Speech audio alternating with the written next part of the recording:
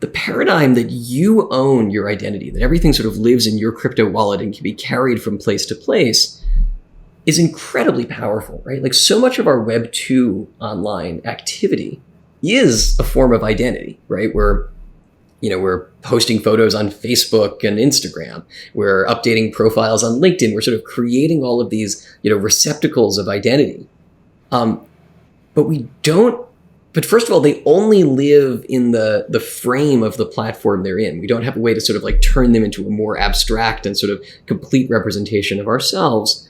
And also, they're very siloed, right? You can't sort of, there are integrations, there are plugins and things that let you sort of, use your LinkedIn information to pre-fill some form or something of the sort, but you don't have the ability to sort of really control that identity itself. Yeah.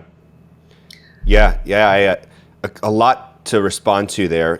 One is the articles that you wrote with Jad were something that I found super insightful on the topic of reputation identity. We'll definitely be sure to link those because it spawned a bunch of questions, some of which I want to ask you today. So thanks for putting that together. And then your comment about Web 2 identity and reputation being siloed, I kind of want to add a clarification point on that because I feel like the word siloed, it makes so much sense to me coming from like a computer information systems background. And for people who may not have experience with like database design or something, I want to kind of say that every internet company we interact with basically has a database, and you can think of that database sitting on its own, right? And then every website is its own database. And so we say though our data is siloed, they're disconnected between all those companies, all those databases and systems. And so in a Web 2 world where they're disconnected, we talk about in Web 3 how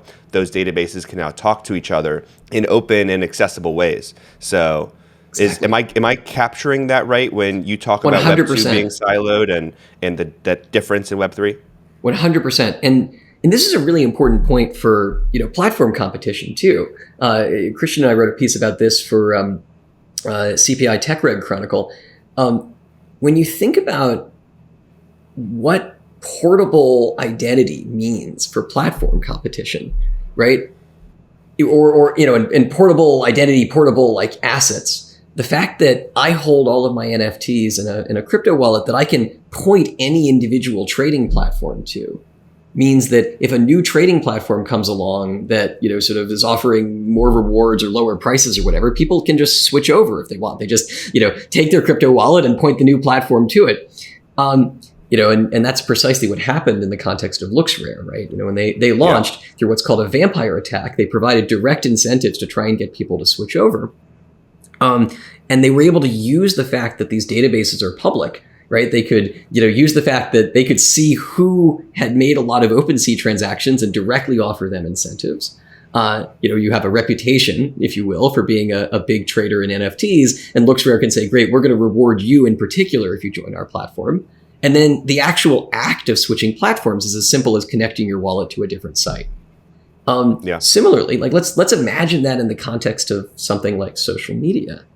In the Web 2 world, you can't just sort of take your content out of Facebook or out of sort of Twitter or something of the sort. You actually can typically export it, right? These platforms give an export option, but it's sort of in a very sort of like proprietary organization that doesn't, and you can take a lot of your data, the things you've created, but you often can't take platform assets or platform generated data from your interactions. Whereas often a lot of that actually does live on chain in Web3 as well. But so you can take these assets off of a Web2 platform by exporting them, but there's no way to like use that. It's not in a standardized format that you can just bring to some other platform and have that platform then plug into and use.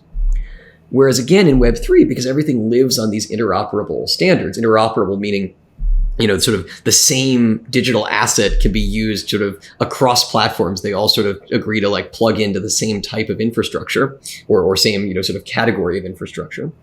It really is possible to like, to take your assets and use them in lots of different ways, right? You can have an NFT in your wallet that you point your Twitter profile image to, and then you also like point some online gallery to, and you also use as like a projected metaverse wearable in Decentraland or something like that. And that's very powerful, right? You have this one digital asset which you yourself own and can simultaneously and seamlessly sort of port into all of these different platforms because they're all working on a single standard. You're listening to the Unstoppable Podcast, the go-to place for everyone to learn about the latest innovations in Web3, NFTs, and the decentralized web. Welcome to the metaverse.